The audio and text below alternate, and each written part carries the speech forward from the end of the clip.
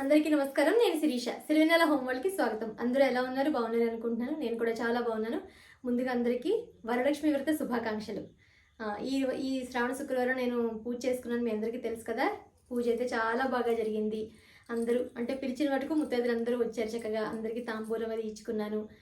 అమ్మ దగ్గరుండి పూజ చేయించారు. మా అమ్మగారు, మా అమ్మాయి లేకపోతే ఈరోజు పూజ నేనంత బ్రహ్మాండంగా జరుపుకునేదాన్ని కాదేమో. అంతగా సపోర్ట్ చేశారు ఇద్దరు నాకు. పూజ అయితే చాలా బాగా జరిగింది. అవన్నీ ఇవాళ వీడియోలో మీకు షేర్ చేద్దాం అనుకుంటున్నాను. అంటే ముగ్గు ఏం పెట్టాను, పూజ ఎలా చేసుకున్నాను, ఏమేం పిండి వంటలు వండాను, అమ్మవారికి ఏం బంగారం నేను పెట్టుకున్నాను, అన్నీ ఈరోజు వీడియోలో మీకు షేర్ చేద్దాం అనుకుంటున్నాను. మీ అందరికి నచ్చుతుందని అనుకుంటున్నాను. వచ్చిన వాళ్ళందరూ కూడా పూజ చాలా బాగా చేసుకున్నావు, అంటే కళకళ ఆడుతూ ఉంది మీ ఇంట్లో అని చెప్పినప్పుడు చాలా సంతోషంగా అనిపించింది. అందుకని మీ అందరికి కూడా చూపించాను. ఆల్రెడీ కొంత క్లిప్పింగ్స్ అది చూశారు కదా, నేను ఎలా డెకరేట్ చేస్తాను ఏంటి అన్నది. మీ అందరికీ నచ్చిందని అనుకుంటున్నాను. అంతవరకును ఎలా చేసుకున్నాను పూజ అనేది కూడా చూస్తే మీ అందరికీ నచ్చుతుంది. అంటే ఎంత కాదన్నా పండగ కళ వచ్చిందంటే సరే అలా అనిపించింది. అందుకని నేను మన వీడియో షేర్ చేశాను కదా మీకు, ఈ సారీ తీసుకున్నాను అని చెప్పని ఇది కట్టుకున్నాను. అమ్మవారి దగ్గర పొద్దున పెట్టి సాయంత్రం పేరెంట్ వచ్చే టైంకి ఈ చీర కట్టుకున్నాను. ఇలా ట్రెడిషనల్గా ఇలా రెడీ అయ్యాను. ఇలా కొంచెం మరి పెద్ద పెద్ద జడలు కాదు కదా, ఇలా చిన్న జడది వేసుకుని రెడీ అయ్యాను. మీకు వెనక చూపిస్తాను.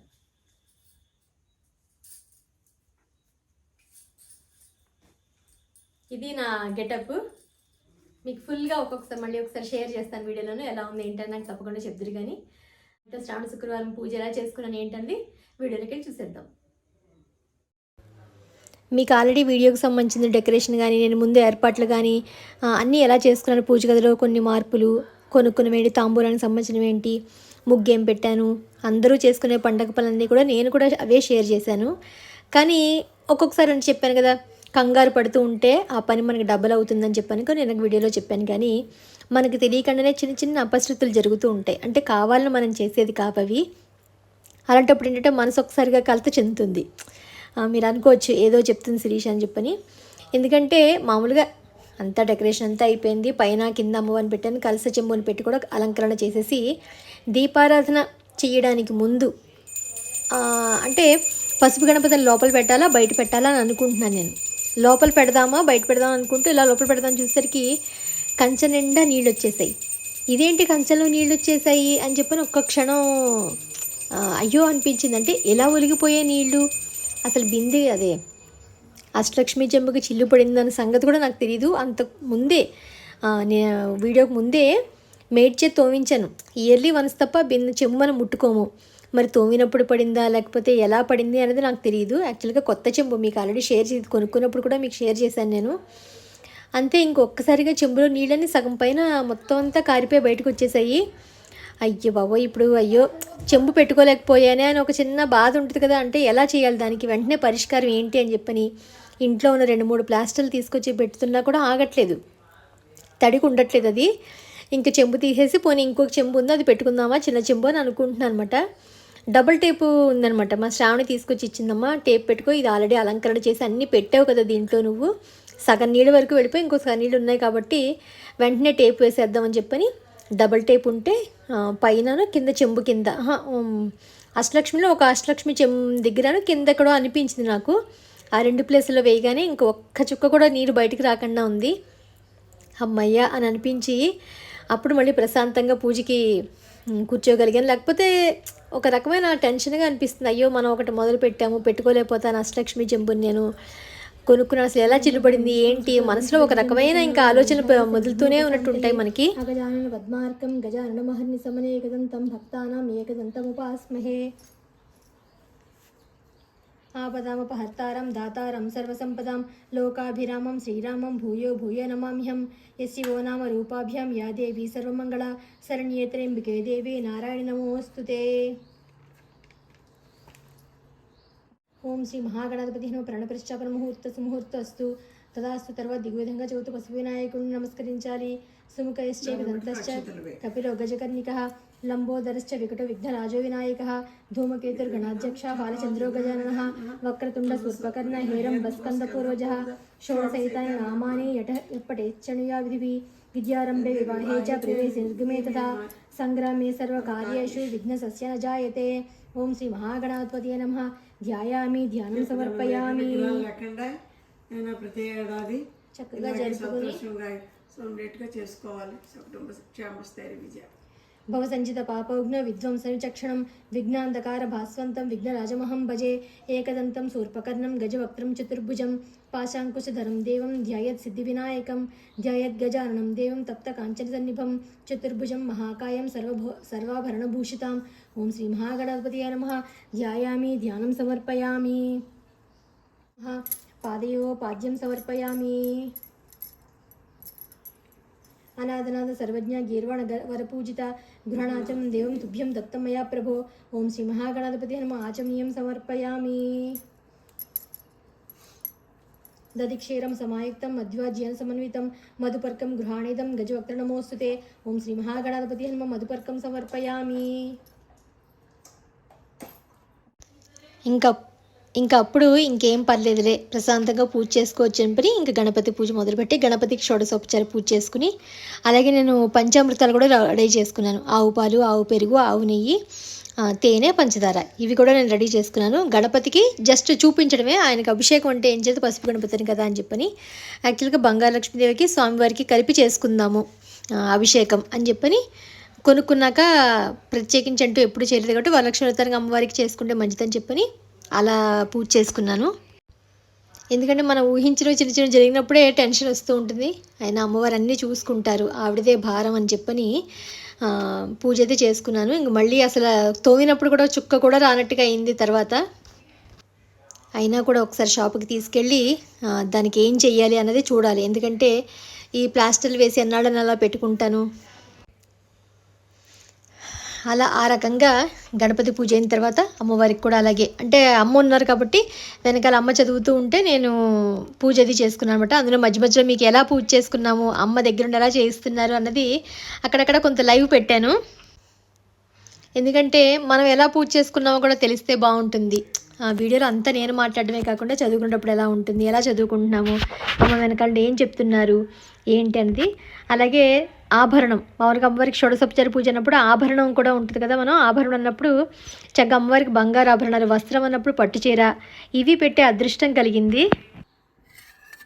హిరణ్యవర్ణాం హరిణీం సువర్ణరత్నసుతాం చంద్రాం హిరణ్మయీం లక్ష్మీ జాత వేదో మమ వహతాం ఆవాహ జాత వేదో లక్ష్మీం అనుపకారిణీం యసాం హిరణ్యం దేయంగామి స్వం పురుషానహం అస్వపూర్వం రథమధ్యం అస్తి నాథా ప్రబోధినిం శ్రీం దేవీముపాఖ్యే శ్రీర్మా దేవి దుష్టాం కాంసోస్మితాం హిరణ్యప్రాకారామార్ధ్రాం జ్వలితీం తత్తాం తర్పయంతీం పద్మే స్థితాం పద్మవర్ణం తామ్యోపహ్యయే శ్రియం చంద్రాం ప్రభాసం యశజ్వలాం తిం శ్రియం లోకే జ్యోతిష్టాముదారాం తాం పద్మినీం శరణమహం ప్రపద్యే అలక్ష్మీర్మ్యేన తప్సాందంతో మాయాంతరాయ చ బాహ్యలక్ష్మి.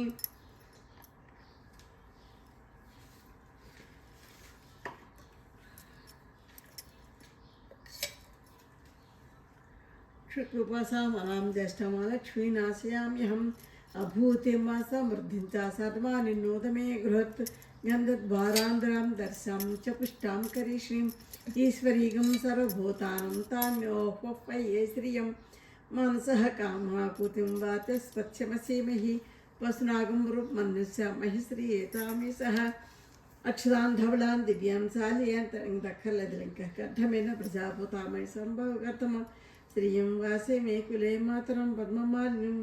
అంటే పుస్తకాలు అయితే విడిగా ఇస్తారు.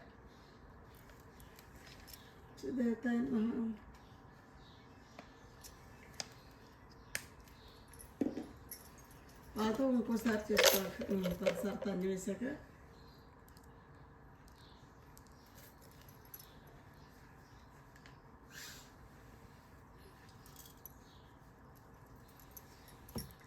పాత ఓం హం హ్రీం శ్రీమాత్రే నమః. ఓం శ్రీమాత్రే నమః. ఓం హైం శ్రీమాత్రే నమః.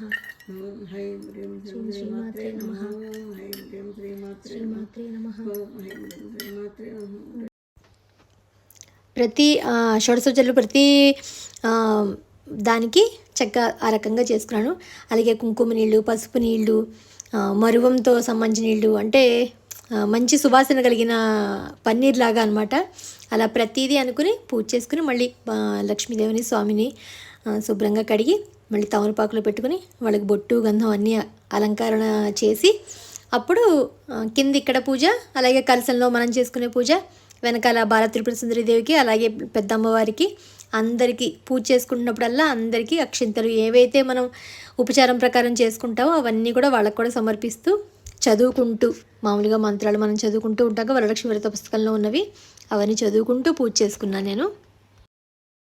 వరలక్ష్మి పూజ ప్రారంభము. పద్మాసనే పద్మకరే సర్వలోకైక పూజితే నారాయణ ప్రియే దేవి సుప్రీత భవ సర్వదా క్షీరోదార్ణవ సంభూతే కమలే కమలాలయే సుస్థిర భవ మే గేహే సురాసురా నమస్కృతే. ఓం శ్రీ వరలక్ష్మీ దేవతాయ నమః. ధ్యాయామి, ధ్యానం సమర్పయామి.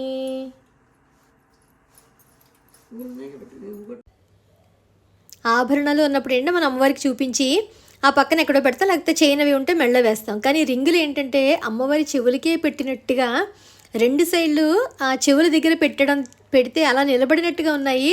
అసలు ఎంత సంతోషంగా అనిపించింది అంటే అమ్మవారికి ఏదో మంచిగా బంగారు చెవులు, బంగారు ఆభరణాలు అమ్మవారికి పెడితే ఎలా ఫీల్ అవుతుంది అలా అనిపించినట్టుగా అనిపించింది.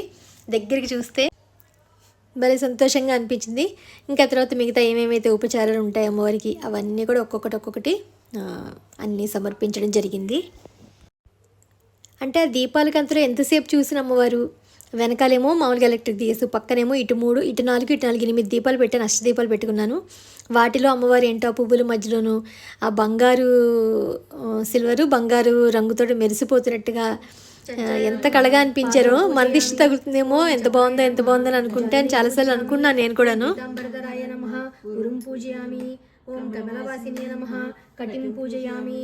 ఓం పద్మాలయాయ నమః నాభిం పూజయామి. ఓం మదనమాత్రే నమః స్తనో పూజయామి. ఓం ప్రకృత్యే నమః. ఓం వికృత్యే నమః. ఓం విద్యాయే నమః. ఓం సర్వభూతహితప్రదాయ నమః. ఓం శ్రద్ధాయే నమః. ఓం విభూత్యే నమః. ఓం సురభ్యే నమః. ఓం పరమాత్మికాయ నమః. ఓం వాచే నమః. ఓం పద్మాలయాయ నమః. అందులో మధ్యలో అందుకనే మీరు పూజ వినడం, మళ్ళీ మధ్యలో నేను మీతో మాట్లాడుకోవడం, అలాగే ధూపం దీపం అన్నీ అమ్మవారికి సమర్పించి చివరికి కథ చదువుకున్నాను అనమాట. లక్ష్మీ రావే మా ఇంటికి, క్షీరాబ్ది పుత్రి వరలక్ష్మి రావే మా ఇంటికి. లక్ష్మీ రావే మా ఇంటికి రాజితముగా నెలకొన్న, లక్ష్మీ రావే మా ఇంటికి రాజితముగా నెలకొన్న, సూక్ష్మముగా మోక్షమిచ్చు సుందరి బృందావనధారి లక్ష్మీ రావే మా ఇంటికి. క్షీరాబ్ది పుత్రి వరలక్ష్మి రావే మా ఇంటికి, రావే మా ఇంటికి. హారతిచ్చినప్పుడు చక్కగా పాట పాడి ఆ తర్వాత తోర పూజ కూడా చేసుకుని ఆ తోరాన్ని మళ్ళీ చేతులకు కట్టుకుని అప్పుడు మనం కథ చదువుకుంటాము. తోరం చేతికి కట్టుకునేసరికి అంటే 9 పోగులు తెల్లదారం తీసుకుని 9 ముడులతోటి వేసుకుని తోరం కట్టుకుంటాం కదా, అది కట్టుకుని చేతికి చేసుకోగానే ఏంటో పండగ కళ్ళొచ్చినట్టు, అంటే మనం కూడా ఎంతో ఆభరణ భూషితురాలు అయినట్టుగా అనిపిస్తుంది మనకి. ఆ తర్వాత శనగలవి అమ్మవారికి వాయనం ఇచ్చి అప్పుడు కథ అది మొదలుపెట్టాను. మీరు కూడా ఒకసారి కథ వింటారని అనుకుంటున్నాను. ఈ కథకు మరొకసారి వింటే మళ్ళీ చక్కగా మనకు పుణ్యం కలుగుతుంది. అందునే కథ వింటారని అనుకుంటున్నాను. ఇది ఈరోజు వీడియో. మళ్ళీ రేపు ఒక ఇంట్రెస్టింగ్ వీడియోతో మిమ్మల్ని కలుస్తాను. అంతవరకు బాయ్. శ్రీ వరలక్ష్మి వ్రత కథా ప్రారంభం. సౌనకాది మహర్షులను ఉద్దేశించి సూతుడు ఇట్లు చెప్పుచున్నాడు. మునులారా, స్త్రీలకు సౌభాగ్యదాయకమైన వ్రతమును ఒక దానిని శివుడు పార్వతికి తెలియజెప్పాను. లోకోపకారమునకై దానిని మీకు వివరంగా వివరిస్తాను, శ్రద్ధగా వినవలసిందన్నాడు. పూర్వం శివుడు ఒకనాడు తన భస్మసింహాసనంపై కూర్చుని ఉండగా ఇంద్రాది ఇతర దిక్పాలకులు నారద మహర్షి స్తుతి స్తోత్రములతో పరమేశ్వరుని కీర్తిస్తున్నారు. ఆ మహత్తర ఆనంద సమయంలో పార్వతీదేవి పరమేశ్వరుని ఉద్దేశించి, నాథ, స్త్రీలు సర్వసౌఖ్యములు పొంది పుత్ర పౌత్రాభివృద్ధిగా తరించుటకు తగిన వ్రతమును ఒకదాన్ని ఆనతినివలసిందని అడిగినది. అందుకు ఆ త్రినేత్రుడు మిక్కిలి ఆనందించిన వాడే, దేవి, నీవు కోరిన విధముగా స్త్రీలను ఉద్ధరించే వ్రతం ఒకటున్నది. అది వరలక్ష్మి వ్రతము. దానిని విధానం వివరిస్తాను, విను. శ్రావణ మాసంలో పౌర్ణమి రోజుకు ముందు వచ్చి శుక్రవారం నాడు ఈ వ్రతమును చేయవలనని పరమేశ్వరుడు పార్వతికి చెప్పాను. పార్వతీదేవి దేవా, ఈ వరలక్ష్మి వ్రతమునకు అధిదేవతగా ఎవరిని చేసిరి? ఈ వ్రతమును చేయవలసిన విధానమును తెలియచెప్పమని పార్వతి అడిగింది. కాత్యాయని, ఈ వరలక్ష్మి వ్రతమును వివరంగా చెబుతాను. భక్తి శ్రద్ధలతో విను. పూర్వకాలంలో మగధ దేశంలో కుండినము అనబడు పట్టణం ఒకటి ఉండేది. ఆ పట్టణము బంగారు కుడ్యములతో రమణీయముగా ఉండేది. ఆ పట్టణంలో చారుమతి అనబడి ఒక బ్రాహ్మణ స్త్రీ ఉండేది. ఆమె మిగుల సుగుణవతి, వినయ విధేయతలు, భక్తి గౌరవాలు గల యోగ్యురాలు. ప్రతిరోజు ప్రాతకాల నిద్రలేచి భర్త పాదములకు నమస్కరించుకుని ప్రాతకాల గృహకృత్యాలు పూర్తి చేసుకుని అత్తమామను సేవించుకుని మితముగా సంభాషిస్తూ జీవిస్తుండేది. వరలక్ష్మి వ్రతానికి అధిదేవత అయిన వరలక్ష్మీదేవి ఒకనాటి రాత్రి సమయమున చారుమతి కలలో సాక్షాత్కరించింది. ఓ చారుమతి, నీ యందు అనుగ్రహం కలిగిన దానను, ఈ శ్రావణ పౌర్ణమి నాటికి ముందు వచ్చి శుక్రవారం నాడు నన్ను పూజించుము. నీవు కోరిన వరాలను కానుకలను ఇచ్చిదనని చెప్పి అంతర్ధానమయ్యాను.